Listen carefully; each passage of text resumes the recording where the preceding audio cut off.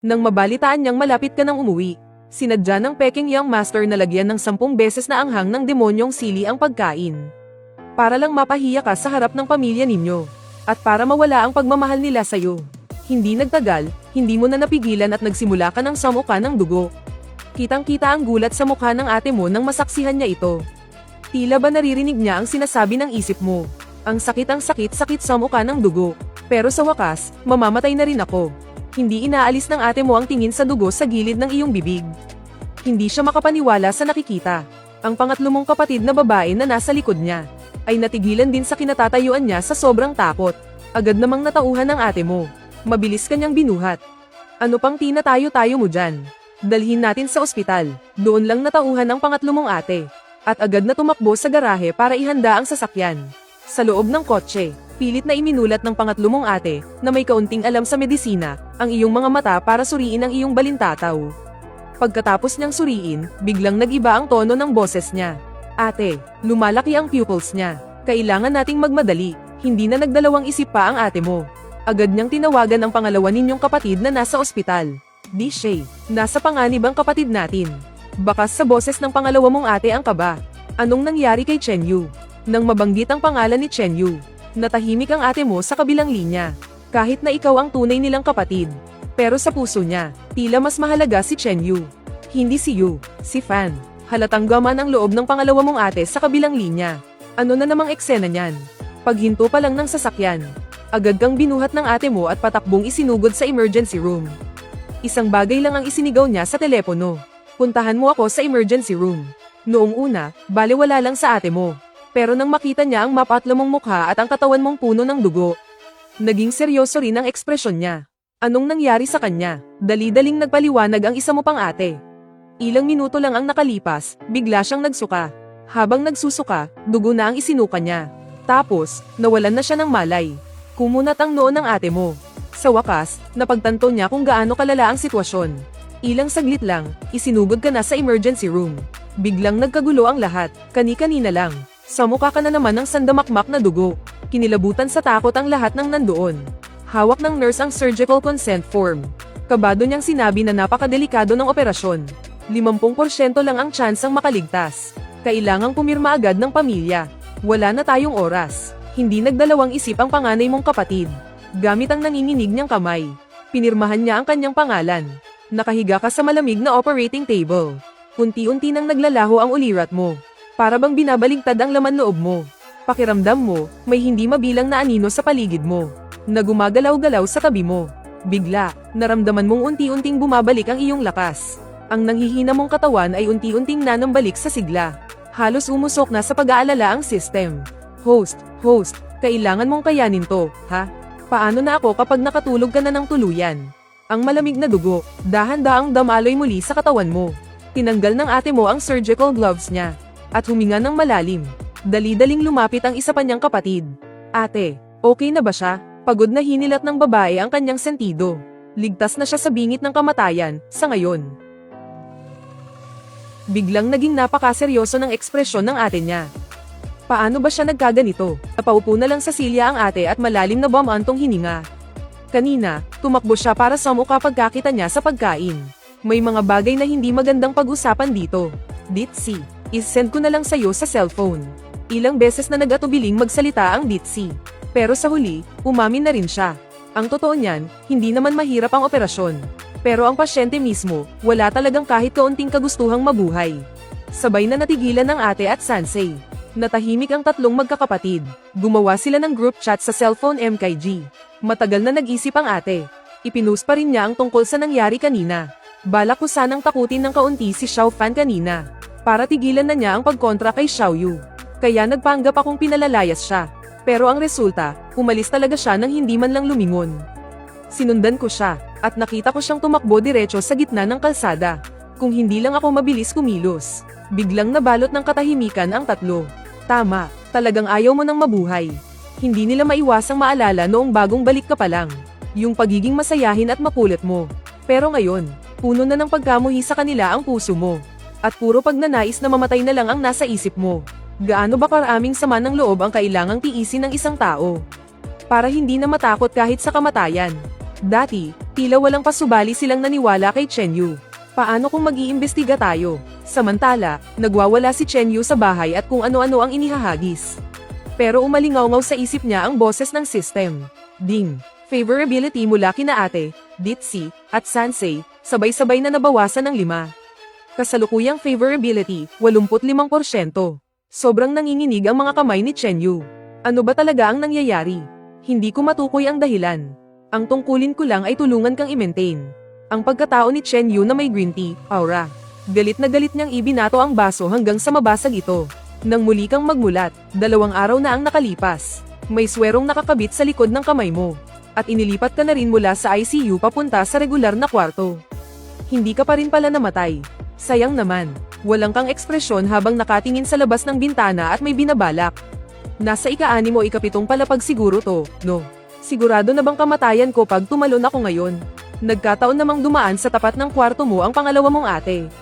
At malinaw niyang narinig ang laman ng isip mo. Nanlaki ang mga mata niya sa gulat. Kasi ang nasa isip mo pa. Aalisin ko muna tong nakakasagabal na karayom. Para mas madaling tumalon. Biglang kinutuban ng ate mo. Mabilis siyang lumapit, at mariing pinigilan ang kamay mong nagbabalak na tanggalin ang karayom. Anong binabalak mo? Tinitigan mo ang babaeng medyo pamilyar sa harap mo. At hindi ka sigurado sa iyong iniisip. Sino to? Mukha siyang kakilala. Tuluyang natigilan ng babae. Naguluhan siya. Anong nangyayari? May side effect din palang amnesia ang stomach bleeding. Naalala ko na. Siya yata yung ate ko. Halatang nakahinga ng maluwag ang ate mo. At sa pambihirang malumanay na boses, nagtanong siya. Kumusta na ang pakiramdam mo? Okay ka lang ba? Pero pagkasabi niya noon, bigla siyang natigilan. Parang binagyo ang isip niya. Hindi maaari. Totoo pala ang sinabi ng panganay naming kapatid. Naririnig ko nga talaga ang iniisip niya. Malamig ang boses mo nang sumagot ka sa kanya. Makakaalis ka na. Bakit ka nakaharang dyan sa pinto? Nakakasagabal ka lang. Naisip ng ate mo. Sagabal sa ano? Sa pagtalon niya. Halos pumutok ang mga ugat sa kanyang noo. Madiin at hindi matitinag ang boses niya. Ako ang attending physician mo. Hindi ako basta-basta mapapaalis sa isang salita mo lang. Habang tinitingnan mo ang itsura niya, hindi mo maiwasang mapang-isi. Sabi mo sa iyong isipan. Talagang nakakakilabot. May sayad yata to. Ano? Sa huli, nanatili nga si ate. Walang nagsasalita sa inyong dalawa. Sobrang awkward ng atmosphere, parang nagyayelo ang hangin sa paligid. Pagkatapos kang turukan, wala ka nang ganang kumain. Umaasa ka na lang sa swero para mabuhay. Pero ayaw mo nang sayangin pa ang medical resources. Aksidente lang talaga to. Kailangan kong bilisan ang kilos ko. Kung hindi, pinapahirapan ko lang ang sarili ko. Malinaw na hindi matalinong desisyon ang magtangkang magpakamatay sa ospital. Bigla kang nagtanong, may assistant ka bang nagngangalang Wang Kexen? Tumango ang babae. Oo, bakit mo naitanong? Matapos mong makumpirma, nagsimula kang mag-isip-isip. Teka, itong si Wang Kexen, parang tomboy yata. At may lihim siyang pagtingin dito sa ate ko. Pero hindi nasusuklian ang pag-ibig niya. Kaya nagpasya siyang sirain si ate. Nagpakalat siya ng kung ano-anong chismis. Ninakaw pa niya ang mahahalagang dokumento ni ate. Kailangan ko siyang bigyan ng babala. Kung iisipin, ngayon na siguro yung oras na nagnanakaw ng file si Wang Kexen. Habang tumatakbo yan sa isip mo, lalong dumidilim ang mukha ni ate.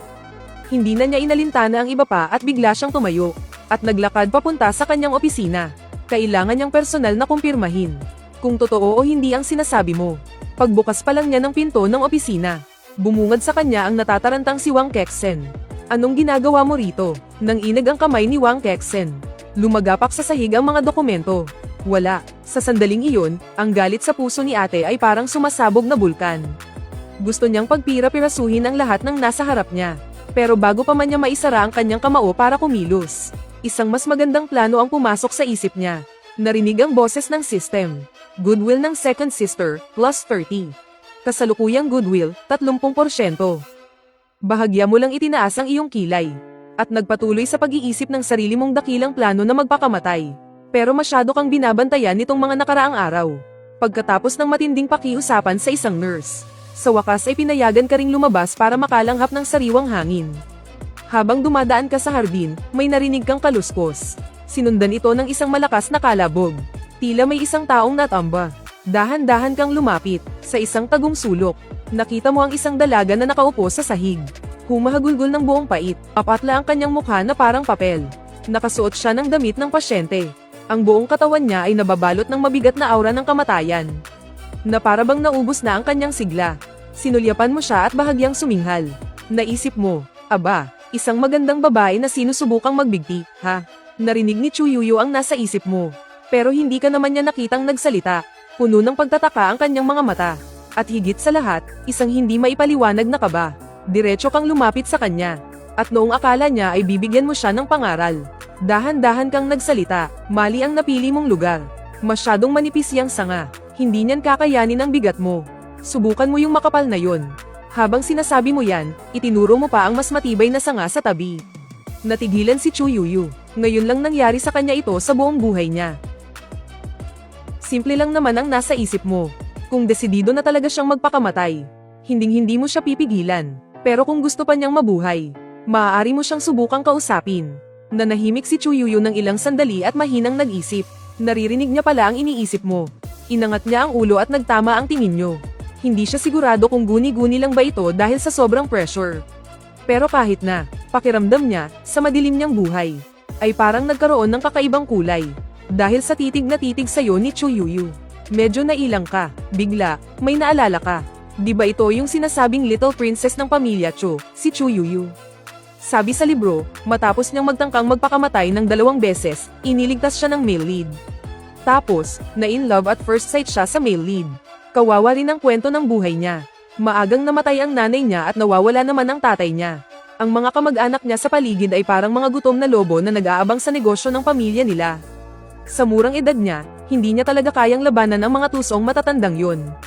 At hindi niya rin maatim na basta nalang agawin ng iba ang pinaghirapan ng mga magulang niya. Kaya sobrang tindi ng pressure sa kanya. Gusto niyang takasan ang lahat sa pamamagitan ng pagpapakamatay. Habang pinapakinggan ni Chu Yuyu ang mga iniisip mo, para siyang binagsakan ng malaking bato sa puso, at lumikha ito ng malalaking alon. Pero pagkakatanda ko, hindi naman talaga patay ang tatay niya. Pati nanay niya, nagpanggap lang na patay para makatakas. Mukhang may malalim na dahilan sa likod ng lahat. Sayang lang at hindi ko binasang mabuti noon. Pero nabalitaan ko na itong si Little Princess, unti-unti siyang gumawa ng paraan para makuha ang kapangyarihan.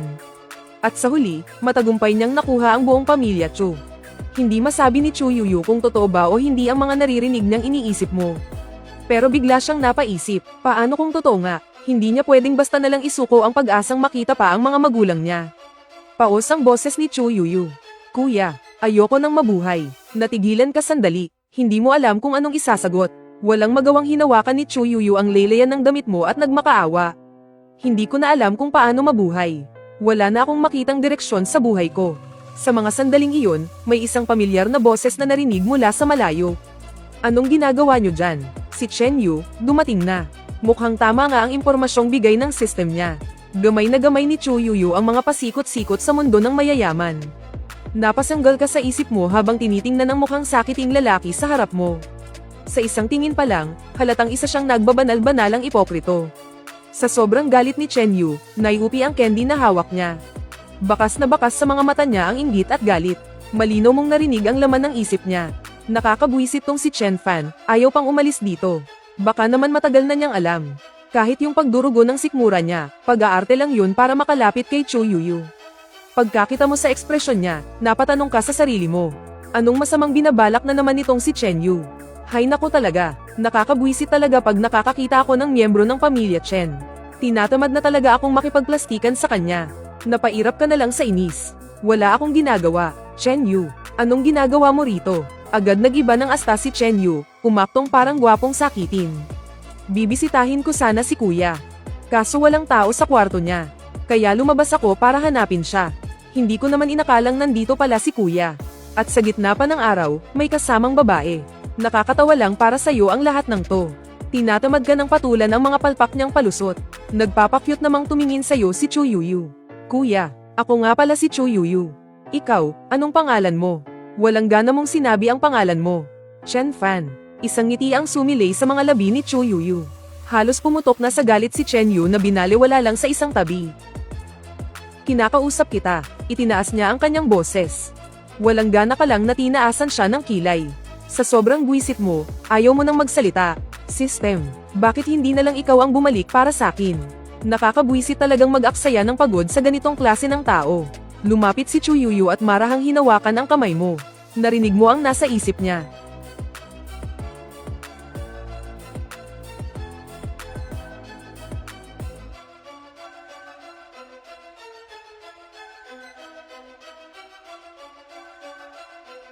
Kuya, hindi ko sinasadyang madulas. Kasabay ng pagsasalita niya, agad na namula ang gilid ng kanyang mga mata. Gusto ka lang nilang Sir-on. Sinasabing salawahan ka raw, at may mga babae kang hindi malinaw ang ugnayan. Ang kadiri naman ng mga salitang yan. Nakakainis na talaga. Pasensya na, Chen Yu. Ngumisi ka ng mapang-uyam. Tao ako, hindi ko maintindihan ang tahol ng aso. Agad na intindihan ni Chen Yu na tinatawag mo siyang aso. Pinandilatan kanya ng mata. Sa wakas, napagtanto niya na hindi ka man lang magagalit sa paninira niya o sa paggamit ng opinyon ng iba laban sa iyo. Wala kang ganang patulan ang mga munting pakana niya. Mabilis na nakasakay si Chu Yuyu sa sinabi mo. Hindi ko rin maintindihan kung anong sinasabi niya. Napangisi ka sa loob-loob mo.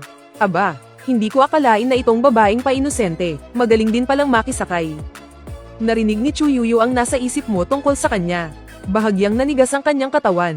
Tuwang-tuwa ka namang pinapanood si Chen Yu na nagtatalon sa galit pero wala namang magawa. Narinig mo na lang siyang nagutos sa system. Tulungan mo akong iset sa maximum ang Green TPT attribute ko. Target, si Chu Yuyu. Ding, naka-activate na sa maximum level ang Green TPT attribute. Tagumpay, tumingin si Chen Yu sa dalaga na para bang naaapi. Namumula ng bahagya ang gilid ng kanyang mga mata. Mariin niyang kinagat ang kanyang ibabang labi. Puno ng panunumbat at sama ng loob ang kanyang mga tingin. Pero pilit niyang pinipigilan ang pagpatak ng kanyang mga luha. Oy, nag-activate ba siya ng kung anong Green Tea Influence System? Bigla na lang sumulpot si Factor mula sa kung saang sulok. Host, na-detect ko na ang Green Tea PT System ni Chen Yu ang may kagagawan nito. Bakit niyo ba ako na ganito? Ang luha ni Chen Yu ay bumuhos na parang naputol na kwintas ng perlas. Biglang natigilan si Chu Yuyu. At nakaramdam siya ng hindi maipaliwanag na pagkahabag. Host, mukhang apektado na si Chu Yuyu. Sigurado ka bang hindi ka kikilos? Labanan ng dalawang green tea. Sa tingin mo ba hindi ko mahahalata ang mga binabalak niya? Saka, pagod na talaga ako. Masyadong abala. Tuluyan ng hindi nakapagsalita si Tuanzi. Alam niyang inaatake na naman ng cat-amaran ng host niya at ayaw na ng gulo. Biglang natauhan si Chu Yuyu. Bigla siyang kinabahan. Siya mismo ay isang green tea master. Natural lang na nababasa niya ang mga galawan ng kalaban. Pero kanina, para siyang nawala sa sarili. Kung hindi ko lang narinig ang nasa isip mo, malamang napasunod na niya ako. Ang galing nga talaga ng green tea system na yun. Sa sandaling iyon, biglang nawala sa isip ni Chu Yuyu ang pagpapakamatay. Sa halip, mas lalo pa siyang na-excite. Mukhang may system din si Chen Fan. Pero parang wala namang gaanong kakayahan. Samantalang ang system ni Chen Yu, kayang gumamit ng mga paawang galawan para kawan siya ng mga tao. Kapag napuno na ang value, kahit ang pinakamatalinong tao ay bibigay pa rin. Marami pa pala siyang hindi alam na sikreto sa mundong ito. Dahan-dahan niyang kinagat ang kanyang labi, lumingon, at ngumiti ng napakatamis kay Chen Yu. Nang makita ang nakangiting mukha ng dalaga, namula ang mga